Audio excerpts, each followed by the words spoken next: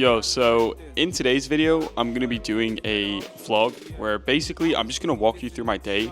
I'm going to bring you along. I got a bunch of stuff to do today. I have a sales call. I got to go to the gym. I have to plan a talk that I'm giving in Miami at the end of this month. I'm in Dubai right now. Not sure if you guys can actually see that. Wait. Yeah, I'm in Dubai right now. Hence why the nice review. I know I said I left Dubai, and I did leave Dubai. I actually don't live here, but I'm probably going to be here for a couple months max, just staying in an Airbnb. I still have my car here.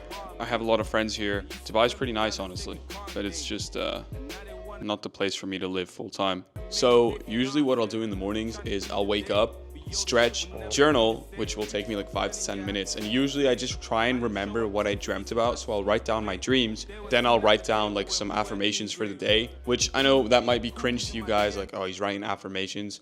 I don't care. I've literally been doing that since I was 15. I don't know if it works or not, but my life isn't going too bad, so it must be working. And then usually I'll just write down what my plan is for the day and what I plan on completing. After that, I'll usually read like 10 to 20 pages of a book. So right now I'm reading Scientific Advertising. To be honest, I've read this book like, I think this is the 14th time I've read it. I have it somewhere in my notes. You know, if there's one book I would recommend everyone to read, if you want to be a copywriter or you want to run an online business or you want to just do some sort of marketing, it's Scientific Advertising. It's literally like 110 pages, but it's probably the best marketing book you will ever read. And you can just keep reading it again and again and again. I've been reading this book since I was probably 16 as well. And I just kept reading it ever since. I revisit it once a year or twice a year.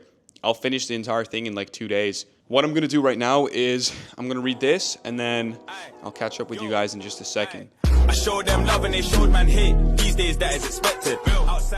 One of the greatest copywriters of all time, his name was Gary Halbert. He said in his first newsletter that he wrote to his son, which you guys can read, it's literally free online. He said that the most important thing you can do first thing in the morning before you start working is do some road work. He said that, Ben Settle said that, and a lot of other entrepreneurs and marketers and successful people that I personally know of have advised me to just go on a walk. You don't bring your phone, you don't bring anything, you just walk and then start your workday. And I personally noticed that when I do that, I'm way more creative and I have way less friction coming up with ideas for emails to my list or ideas for my businesses. So I'm gonna go and do that now. I'm in a dance, just lean up, broski. Obviously, it's fucking boiling in Dubai right now, so I don't think I'm gonna be out here very long. I thought I would just show you guys what I'm actually doing, where I actually walk. So yeah, this is me. It's what I do every single morning. And just start walking for 10, 20, 30 minutes with no aim. I'm not thinking about anything. I don't have any specific problems I'm trying to solve in my mind. I'm just walking, listening to the birds and shit, trying to be like grounded or whatever. Guy like me, what a bummer. Flex and blue, man, got off in red. My bad when I think she a gunner. Louis the purse, track of Chanel. I know my chick. All right, so I'm back in the crib now, and first thing I'm gonna do is mail my list. So for those who don't know, I have a newsletter which is completely free. The link is in the description. You just click there, you put your email in, you put your first name in. I'm basically just gonna send you an email every single day for the foreseeable future. I won't miss a day. I'll never send the same email twice, and it's completely free. And in each email, I'm gonna be teaching you about how I run my business, how to write better copy, how to be a better salesman, and how to sell more shit on the internet, essentially. So go sign up. One disclaimer that I will make is that when you sign up, I am going to be selling you shit, but you cannot buy anything unless you're signed up. So go sign up now. I've been doing this for over 600 days. So for 600 days, nearly 2 years straight. One more thing I'll actually show you guys is a question I often get is about how I plan my day and how I go about my task list and all that stuff. Some people ask me if I use Notion. Other people ask me if I use ClickUp, if I use the Apple Notes. And I'll be honest, it's very simple. My friend put me onto this a couple of years ago, and I've been doing it ever since. So essentially what I do is, I'm not sure if you can see that, but I will literally just schedule an email to myself every single night for 8 a.m. So if you use Gmail, you can schedule an email for 8 a.m. the next day. And every single night before I'm, logging off for the night, essentially, I will plan my tasks for the next day at night and just schedule an email to myself in the morning. So when I wake up and I check my laptop, I go to my email and the first thing I see is what I need to do for the day. I've messed around with Notion and task managers and all that shit and productivity apps. Personally, I think if you're using those, you're just doing way too much. This is very simple, gets the job done, and it's kind of all you need. All right, so I just finished emailing my list, and I have a meeting in like 30 minutes. I just got a question from someone on my newsletter. So this is another thing, by the way, about my newsletter. When you sign up, you can ask me questions, and if they're good, I might answer them here and there.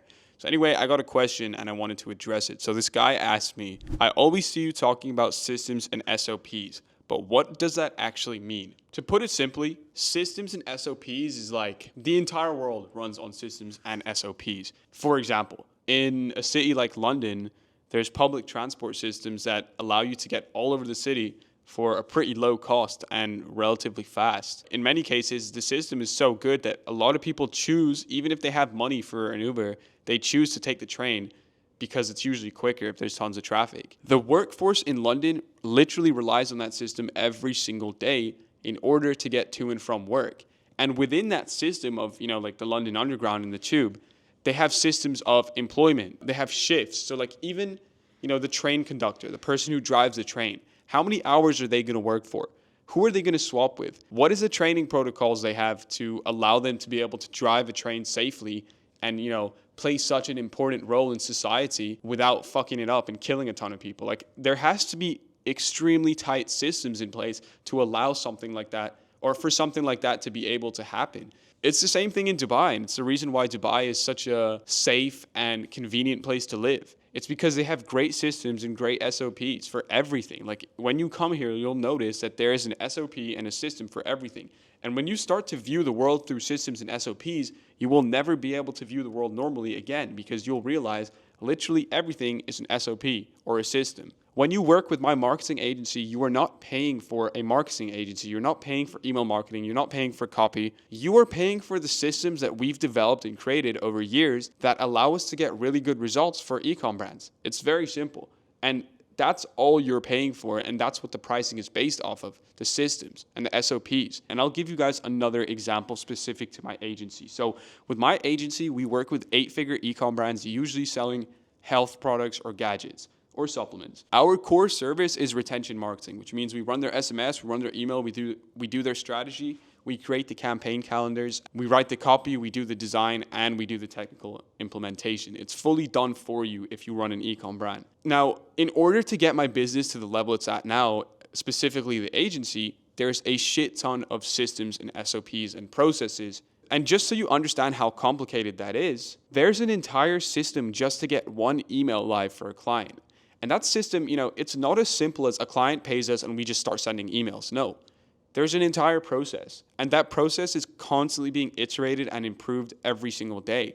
If we spot inefficiencies, if my CEO spots inefficiencies, she will go ahead and look into that and improve it and work with the relevant team members to make the system better and more efficient for the clients. Systems are always going to be a thing, no matter what business you run. No matter what you're doing or what you're paying for, everything is systems.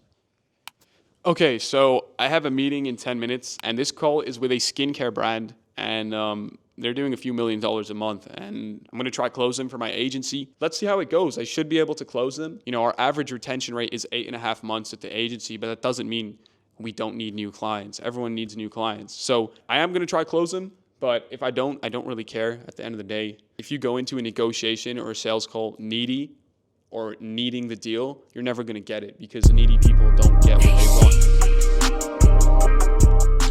Hello? Hi, Zarak. I'm coming shortly. Nice to meet you.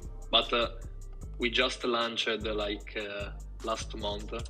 We did 1 million the first month. Anyway, I wanted to do the call. We have to add the email part. We are not doing email, so. It seems very simple because you guys haven't, on some of these calls, I have to kind of be like, okay, so what are you currently doing? What should we do next? Here's what we can do to improve it. In your case, the brand is so new and you aren't actually really doing anything except for setting up some abandoned cart flows. So it's very simple. It's a clean slate. I don't, we just need to start implementing our system. Everything is systems. 3 of our clients already. So, do you guys have any specific questions for me? Tried in the past email agency, But yeah, it was not a good experience. We were not focusing then on the marketing. Of course, you are, and yeah, like how you will work, how much, how it works, like all the details on what will happen when we start, no? Yeah, especially identifying the biggest needle movers that we can implement. Essentially, yeah, 4 people on the account: copywriter, designer, tech guy, and then my CEO. In terms of our process, well, first thing we do when we bring a client on is we have the onboarding call, and on this call, we'll essentially come up with measures of success. So which KPIs do we want to hit during this first sprint? So if it's 3 months or 6 months or 9 months, whatever, we'll come up with numbers that we're going to aim for. And if we hit these numbers, it means we are successful. So that's the first thing. We define success. And if we define success and we both have clear expectation, then usually the relationship lasts very long and it goes very well. Second thing we would do, like you just asked, is identify like the key needle movers. I mean, in your case, if you just have a couple of abandoned cart flows set up, like everything is a needle mover. But to give more specific, what we would do is first we would map out the flows from scratch. So we would create a customer journey. When a customer buys this product, what do we want to happen? Like, and we would actually discuss this on a call, and based on what we discussed, the conclusion, that's how we would map out the entire system of flows. And the flows would include, it would be, and this is from day one, we would be doing this. You could be looking at anywhere from 8 to 12 flows, newsletter sign up flows. So when someone goes to your Shopify website and they opt into the newsletter, but they don't buy a product, what's going to happen to them? Well, we need to turn them into a first-time customer. Okay, now we have first-time customer flow. When someone buys the product, the deep lifting system on the front end, what's going to happen to them after? What do we want them to do? Do we want them to buy your upsell? Do we want them to, get their shipping details first, or do we want to, basically remove all buyer's remorse and tell them they made a great decision so that they buy more products in the future? We decide that together. And then we have a repeat customer flow. So when someone purchases a product for the second time, they're a repeat customer, what's going to happen? What are we going to tell them, and what are we going to upsell them, and what do we want them to feel like? So that's just for the top of funnel flows.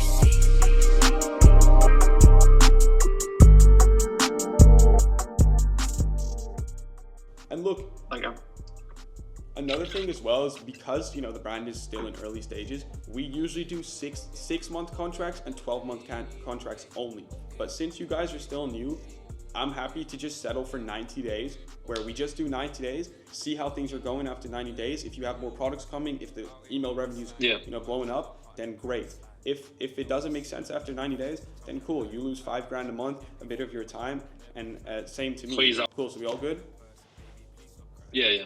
Perfect. I will send you the contract now. I'm going to tentatively send you the invoice, and then I'll send you a couple people you can speak to, a couple clients and stuff. And then, hopefully we can move quick on this. Okay. Yeah, thank you, and nice to meet you. Nice to meet you guys too. Appreciate your time. Thank you, Zarak. Bye. Bye. All right, so that call was a little bit weird, I'll be honest, because I didn't know that they wanted me, or they wanted to talk about that specific brand. I thought it was a completely different company that they wanted to talk about. I wasn't shocked or surprised, but and also the other thing was they didn't really have any objections. I don't know why the fucking camera is sideways now, but yeah, they didn't have any objections. And the thing is with a client like that is they've been in business for a month. They're scaling hard. They have another brand that's doing a few million a month. And this new brand is doing $1 million a month, they just said. So it's like, they aren't actually doing anything with email. And there's different types of clients, I guess. Sometimes you talk to a client and they've been working with an agency for like 2 years. And you have to overcome a shit ton of objections just to sign them.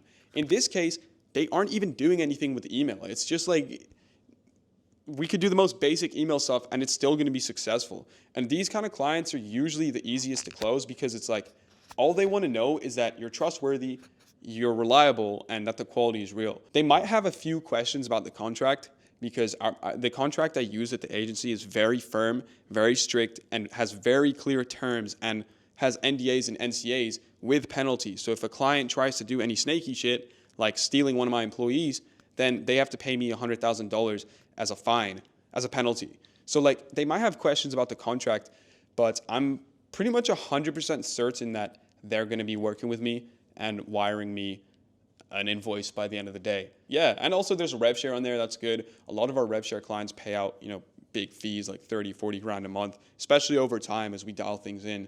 Overall, the call was a little bit weird. Just, it wasn't like a regular sales call I've had. There wasn't really any objections except for like, what's the price, and send the contract. That's done. I'm gonna send them the contract now, and then I'm in the car park. I've filmed tons of videos inside my car, but I've never actually shown you guys my car. So yeah, this is my car. So you guys need to hear the cold start though. So what I'm gonna do is I'm gonna start it and you'll hear how fucking loud this thing is. And keep in mind, it's completely stock and it's completely factory. I'm gonna put the mic right here. That should be good enough.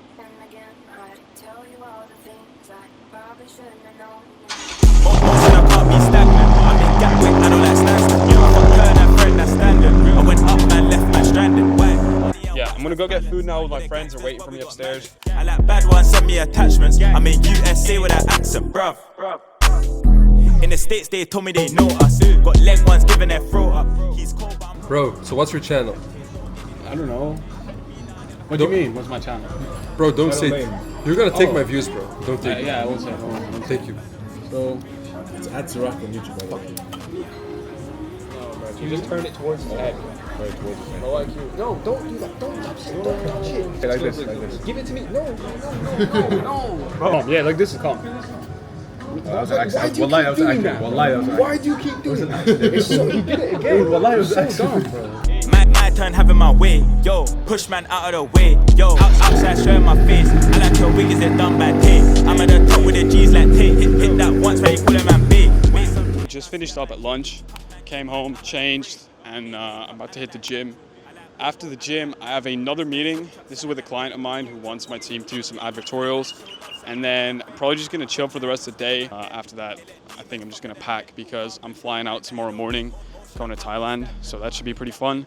I fucked her, that friend, that's standard. I went up, man, left, man, stranded. Why? Money and wax, that's balance. We're the gangsters, but we got manners. I like bad ones, send me attachments.